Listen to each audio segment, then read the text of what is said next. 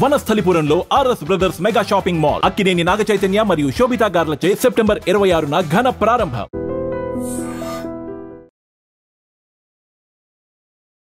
నమస్కారం, welcome to I dream. ధర్మ మార్గం విత్ విజిత కార్యక్రమానికి స్వాగతం.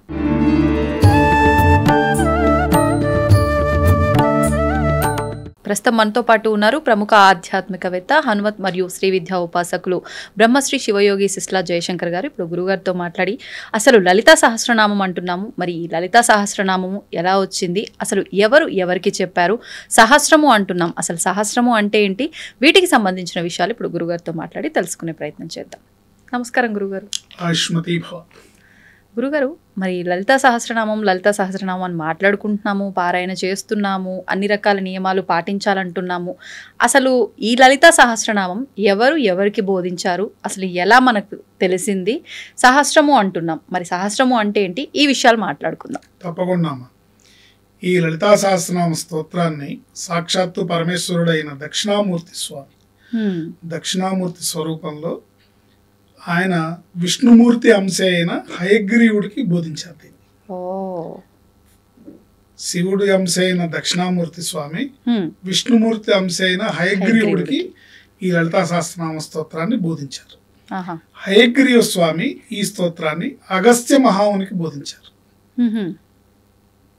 అగస్త్య మహాముని వారి ధర్మపత్ని లోపాముద్రాదేవి, వీరిరువురు కూడా లలితా సహస్రనామాన్ని మొదటగా ఉపాసించిన వాళ్ళు.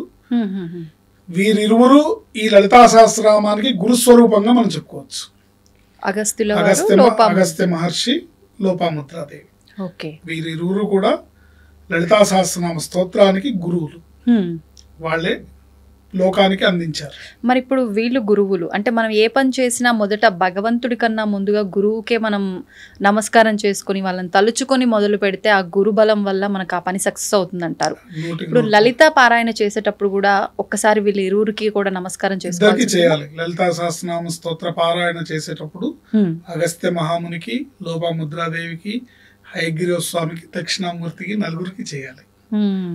నమస్కారం చేసుకొని ప్రారంభించాలి. అందులో ఉంటాయి శ్లోకాలు. ఓకే, ప్రారంభంలో. ఇప్పుడు ప్రత్యేకించి అంటే ఏదైనా మనం మంత్రం కానివ్వండి, ఇలాంటివి ఏమైనా చేసేటప్పుడు ప్రారంభించేటప్పుడు ఖచ్చితంగా గురువు ద్వారా ఉపదేశం తీసుకోవాలి అని అంటారు. ఇవి నామాలు అయినప్పటికీ మనం మంత్రాలుగానే భావన చేస్తున్నాం, ఒక్కొక్క నామం ఒక్కొక్క మంత్రం అని. మరి ప్రత్యేకించి ఇవి గురువులు మనకు ఉపదేశించినవి, పరిచయం చేసినవే కాబట్టి గురువుతో అవసరం లేదా, మళ్ళీ గురువు ద్వారానే మనం తీసుకోవాల్సి ఉంటుందా మొట్టమొదటగా? అంటే మీరు విశేషంగా దీన్ని సాధన చేయాలి.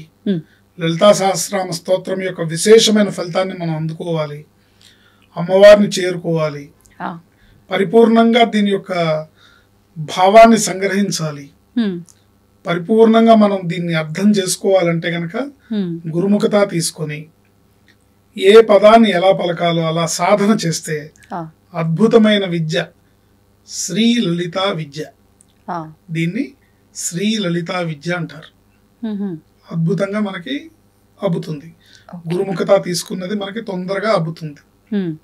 ఇప్పుడు అంటే గురుగారు చాలా వరకు మనం చేస్తున్న పూజలు కానివ్వండి, పారాయణలు కానివ్వండి, ప్రతి ఒక్కటి కామ్యం కోసమే మనం చేస్తూ ఉంటాం. చాలా వరకు కూడా మాకేదో ఇబ్బంది ఉంది, ఆ ఇబ్బంది తొలగిపోవాలి, లేదు నాకు ఒక కోరిక ఉంది, ఆ కోరిక నెరవేరాలి, ఇలా చేయాలనుకున్న వాళ్ళు కూడా గురుముఖతను తీసుకొని అలా చేయొచ్చా? లేదు నేను అమ్మవారి పైన భక్తి శ్రద్ధలతో నా భక్తిని చాటించాలనుకుంటున్నాను అనుకున్న వాళ్ళు మాత్రమే ఉపదేశం తీసుకోవాలంటారా? ఎవరైనా తీసుకోవచ్చు. గురువుకి నమస్కారం చేసుకోవాలి. అందుకనే ప్రతి ఒక్కళ్ళు కూడా ఒక అలవాటు ఏం చేసుకోవాలంటే గురుస్వరూపాన్ని పరమేశ్వరుల్లో చూసుకొని శివాయ గురవే నమః అనే మంత్రాన్ని అలవాటు చేసుకోవాలి. అంటే మనకి అర్హులైన గురువులు మనకి తారసపడి వాళ్ళని మీరు అడిగి వాళ్ళు మీకు ఇస్తాము అంటే గనక వాళ్ళ ద్వారా ఉపదేశం తీసుకుంటే మంచిది.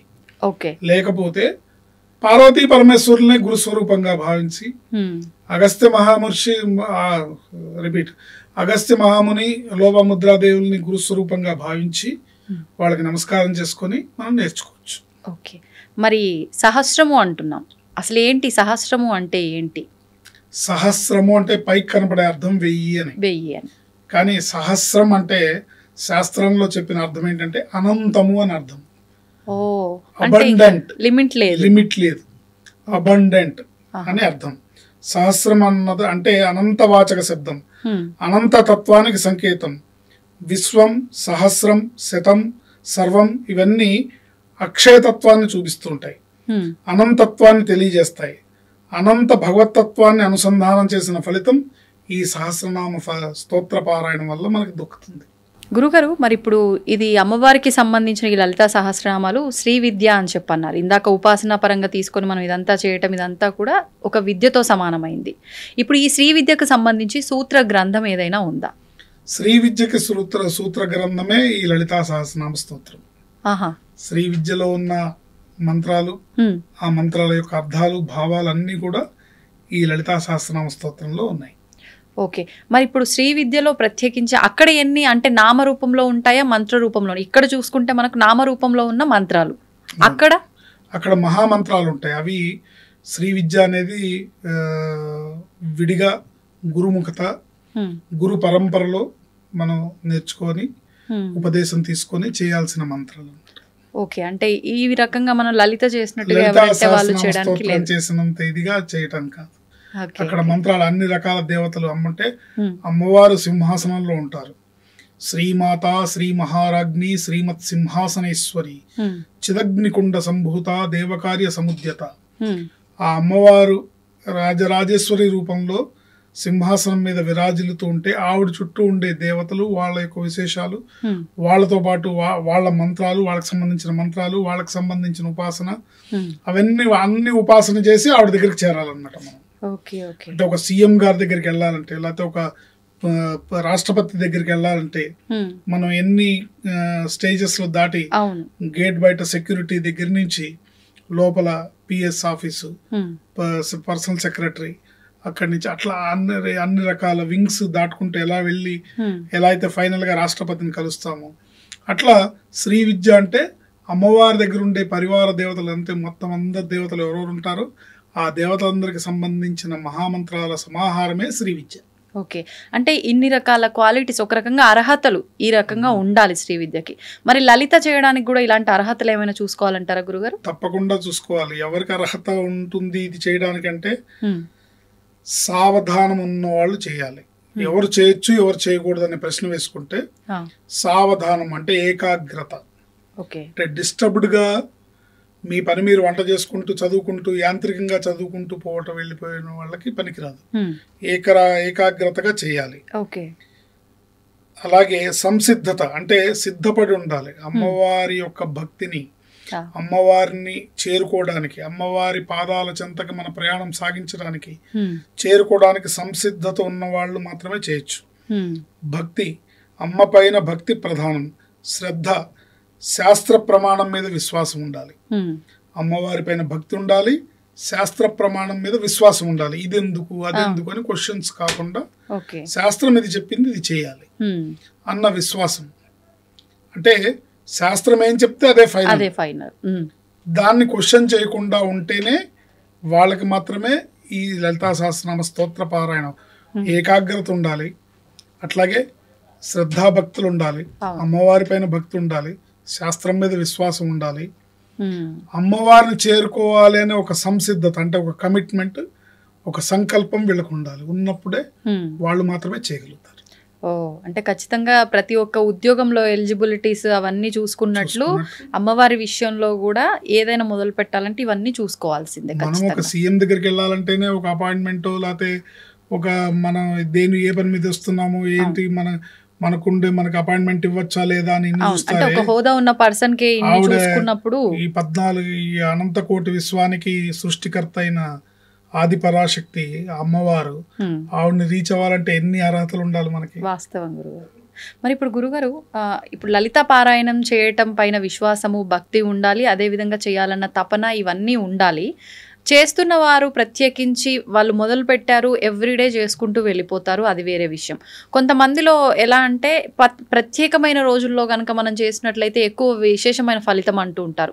లలిత కూడా అలాంటిది ఏమైనా ఉంటుందంటారా? అంటే ఈ పారాయణం ప్రత్యేకంగా అమ్మవారి నవరాత్రులే తీసుకోండి, ఈ సమయాల్లో చేస్తే ఎక్కువ ఫలితం ఉంటుంది, అట్లా ఏమైనా ఉంటుందంటారా? ఎక్కువ ఫలితం ఉంటుంది అనే దానికన్నా అమ్మవారికి ప్రీతికరం అని మనం చెప్పచ్చు. అమ్మవారికి ప్రీతికరం. శుక్రవారం నాడు పారాయణ చేస్తే అమ్మవారికి ప్రీతికరం, మంగళవారం నాడు పారాయణ చేస్తే ప్రీతికరం. ఏ రోజైనా చేసుకోవచ్చు, ఏ రోజు చేసినా అమ్మవారికి ఇష్టమే. కానీ విశేషించి అమ్మవారిని అంటే శక్తి యొక్క ఆరాధన మనం మంగళ శుక్రవారాల్లో చేస్తాం కాబట్టి ఆ రోజుల్లో అమ్మవారికి విశేషం. సంవత్సరం మొత్తంలో ఒక 4 రకాల నవరాత్రులు వస్తాయి అమ్మవారికి. 2 అందరికీ తెలిసినవి, 2 గుప్తంగా ఉంటాయి, అంటే బహిర్గతం కాదు. ఉపాసకులు మాత్రం ఆ నవరాత్రుల్ని పాటిస్తుంటారు. శరన్నవరాత్రులు, వసంత నవరాత్రులు మనకు తెలుసు. ఆ తర్వాత వచ్చే వారాహి నవరాత్రులు, శ్యామలా నవరాత్రులు అని ఉంటాయి. వీటిని గుప్త నవరాత్రులు అంటారు. ఈ టైంలో ఉపాసకులు బాగా ఆ సమయంలో సాధన చేస్తూ ఉంటారు, అమ్మవారి అనుగ్రహం కోసం పూజలు చేస్తూ ఉంటారు. అంటే ఇలాంటి సందర్భాల్లో మనం చేసే వీటికి అమ్మవారికి ప్రీతికరమైనవి కాబట్టి మనం అలా భావన చేస్తూ ఉంటాం, ఎక్కువ ఫలితం ఉంటుంది అని. ఎక్కువ ఫలితం ఉంటుంది అమ్మవారికి. అంటే ఫలితం అంటే ఇక్కడ మనకి ఏం కావాలి? అమ్మవారి అనుగ్రహం కావాలి, అదే ఫలితం. అంతే గురువుగారు. అమ్మదయ ఉంటే అన్ని ఉన్నట్లే.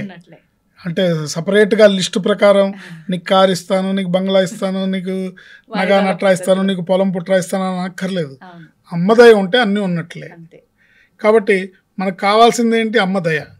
అమ్మదయ కావాలంటే ఆవిడకి విశేషమైన రోజుల్లో ఈ సందర్భాల్లో చేస్తే ఆవిడకి ప్రీతికరం. ఆ సమయంలో అనుగ్రహం ఎక్కువగా లభిస్తుందని పెద్దలు విశ్వసిస్తారు, మనకు అదే బోధించారు, మనం అదే పాటించి ముందుకెళ్ళాలి. అంతే గురుగారు. సంతోషం గురుగారు, ధన్యవాదాలు. ఐష్మతి భవతు. తవ్వుతున్న శివలింగం సరే దాన్ని అట్లా కప్పేసేయండి, చూపించదండి. Krishna is there. మూర్తి పూజ కాదు, సాక్షాత్ బ్రజేంద్ర నందన భగవాన్ ఉన్నారు మూర్తిలో. ఏమీ ఆశించకుండా ఆరాధించే వాళ్ళు కూడా ఉన్నారా ప్రభుజీ? నిజమైన భక్తి అంటే మనకు తెలియదు కాబట్టి